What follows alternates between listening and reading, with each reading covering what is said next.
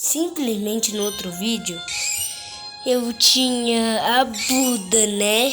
E tipo, eu tava com a Buda, eu tinha comido ela. Só que aí... gente, eu vi a Blizzard na loja.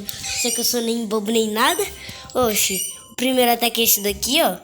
Joga aqui umas shurikens, não sei quantos. Esse daqui dá dano, se for aqui, ó. Ó, ele dá dano. Ele dá dano. Deu uns 1.300. Agora o outro é esse daqui, ó. O Alt, sei lá. E vai lá. Pronto, agora o outro é esse daqui, mano. Esse daqui é brabo, viu? Agora esse daqui é o Blizzard do Maio, é o melhor.